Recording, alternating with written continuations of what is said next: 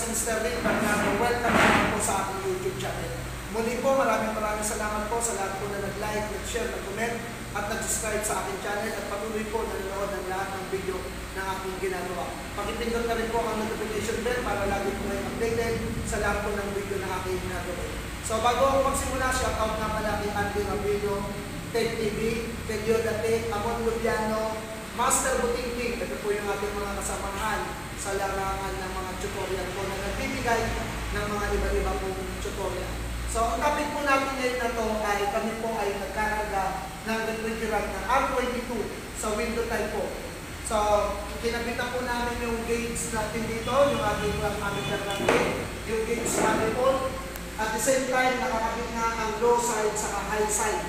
So, mayroon na po tayong reading dito na mga around 7 PSI. At kitang-kita po natin na nagigilo na ang kadugtong ng capillary. Na ibig sabihin, kulang pa tayo ng refrigerant.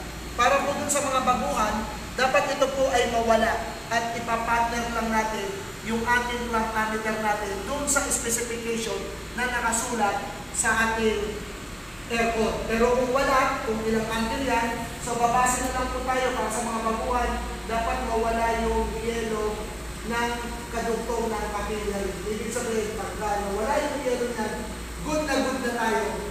Pwede na natin patayin yung ating tangke at tanggalin na yung ating mga hose sa gauge manifold natin. At ibig sabihin, running condition na ang ating aircon.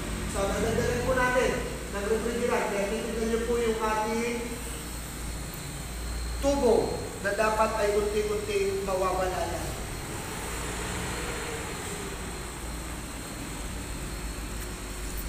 Shout out din sa lahat ng refrigeration at conditioning technician sa aking mga magigiting na estudyante ng refrigeration and conditioning.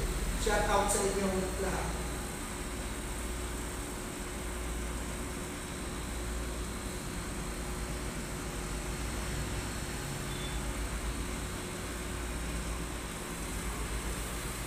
So, unti-unti na pong nalulusaw yung ating yelo sa katugtong ng ating capillary. Kasi unti-unti nang umiinit yung ating condenser. Kaya unti-unti na siya nalulusaw. Yung lamig yan ay pumapasok na doon sa ating evaporator.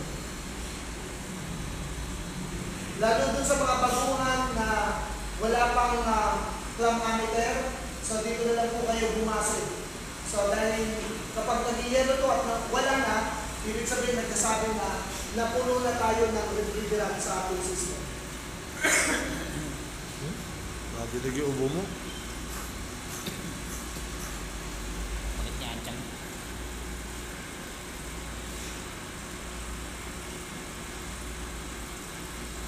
Ito nga pala yung aking magigiting na estudyante ng refrigeration and conditioning.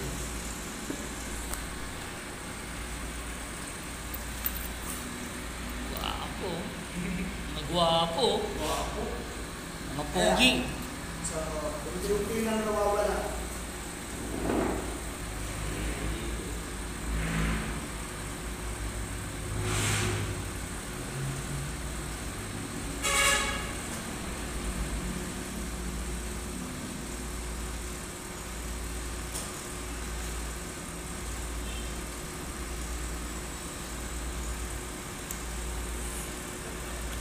Buhay pa? Binaril mo, buhay pa.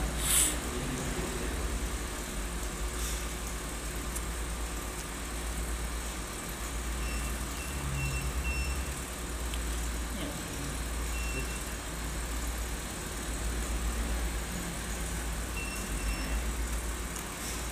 Ayan, lulusaw na siya. Okay, so yun. Ayan na, nawawala na yung ating yelo ng kadugtong ng ating capillary. Isa po yan na napakaganda ng senyales na perfect na po yung ating trabaho.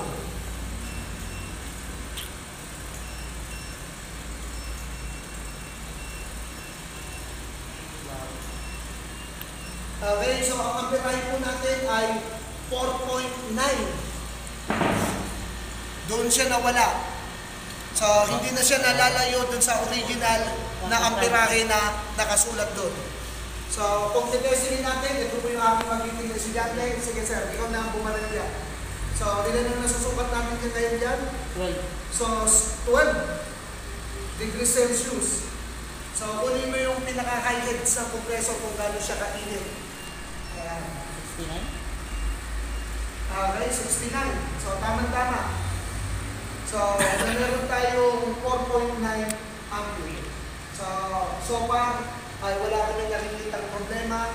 Ang aming PSI. sa high side naman ay around nasa 300 PSI. ang aming high side. 300 PSI. So muli po, maraming salamat po sa inyong lahat. Mag-ingat po tayo lagi-lagi. Salamat ulit sa inyong lahat. Veterano? Alright. Wala ka sabihin.